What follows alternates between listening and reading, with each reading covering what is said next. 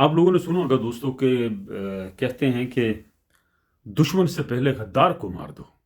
غدار جو ہوتا ہے نا، گھر کا غدار اتنا خطرناک ہوتا ہے کہ یہی گھروں میں چوریاں بھی کروا دیتا ہے، گھر کے لوگوں کو مروا دیتا ہے۔ دو تین دن پہلے غالباً کو ریاض میں ایک واقعہ پیش آیا، جو دو بندے آپ لوگوں کے نیچے نظر آ رہے ہیں، اس میں ایک مارنے والا ایک مرنے والا ہے۔ یہ خالہ کے بیٹے تھے، ایک بندہ پہلے آیا تھا، اس نے اپنے خالہ کے بچوں ایک بھائی کو منگا لیا، بیٹے کو۔ تو اسی طرح کام چل رہے تھے، تو جو ایک بیٹا تھا نا، جو میں نے سنا ہے، میں وہی آپ کو بتا رہا ہوں، اس نے کہا کہ میرے پاس کوئی 2 لاکھ ریال جمع ہو گیا ہے، تو آپ مجھے مشورہ دیں کہ میں کیا کام کروں، پاکستان میں جا کر یا ریاض میں، پتہ نہیں کہاں کام کرنا تھا۔ مشورہ پوچھا اس نے اپنے بھائی سے، خالہ زاد بھائی سے۔ تو اس بندے نے، وہ خالہ زاد جو بھائی تھا، اس کو تے اندر آگ لگ گئی، اس کے اندر کتے بھونکنے لگ گئے حسد والے بھی، تو اتنے پیسے جمع کیتی فردا، تو اتنا تگڑا ہو گیا کہ نا جس طرح ایک کال ہے نا کسی کا، وہ اپنا مال بھی چھپاؤ تو اولاد بھی چھپاؤ، تو اس طرح دیکھو نا، یہ وہی غداری والا معاملہ ہو جاتا ہے نا۔ یہ چیزیں راز میں رکھیں، بھی کوئی حسد نہیں ہوتا، اس سے یہ ہوتا ہے کہ آپ اگلے بندے کی تکلیف بھی کم کر دیں تو اس کو پتہ بھی نہیں چلتا، اور آپ کے خلاف کوئی پلان بھی نہیں بناتا۔ جو خطرناک دماغ کے لوگ ہوتے ہیں، جو اصل اوپر بھائی ہوتے لیکن اندر سے وہ آپ کو دشمن ہوتے، شریکہ ہوتے ہیں۔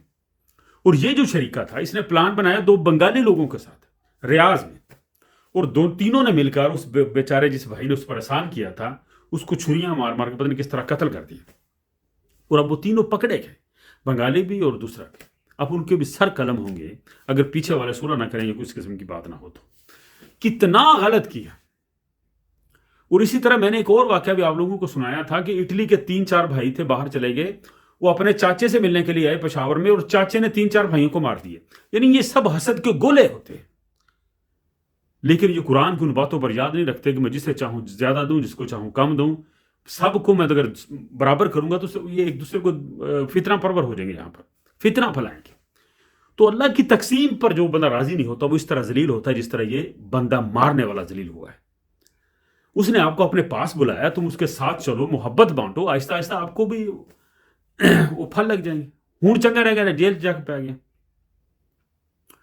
دکھ ہوتا ہے دوستو، دل دکھتا ہے کہ انسان، میں بار بار آپ لوگوں کو کہا کرتا ہوں کہ اگر آپ لوگوں نے پاکستان سے کسی کو سعودی عرب میں بلانا ہے، اپنے پاس سے دبئی میں جہاں بھی، اپنے سے ایک تو عمر میں چھوٹے لوگوں کو بلاؤ، اور دوسرا ان لوگوں کو بلاؤ جس پر آپ کا زور چلتا ہے، جس کی نیچر کو آپ سمجھتے ہیں، ٹھیک ہے نا۔ اگر آپ نے اپنے گھر کے لوگوں کو بلانا تو سارا پتا ہوتا ہے کہ کون کون سا بچہ آپ کے آگے کھڑا ہو سکتا ہے۔ میں تو یہ کہا کرتا ہوں کہ آپ اپنے بہنوئیوں کو، بڑے بھائیوں کو، مطلب سالوں کو، اس قسم کے جو رشتے ہوتے ہیں نا، ان کو مت بلاؤ۔ ان کے آگے آپ کو چیلنج فیس کرنا پڑتا ہے، کہیں نہ کہیں کو بدتمیزی بندہ کر جاتا ہے، یہاں پر مزاج بدلتے رہتے۔ تو اللہ تعالیٰ جی سب کو حفظ و امان میں رکھے۔ بڑا دکھ پہنچا مجھے یہ سب سن کر، اور دل خون کیا سو ہوا۔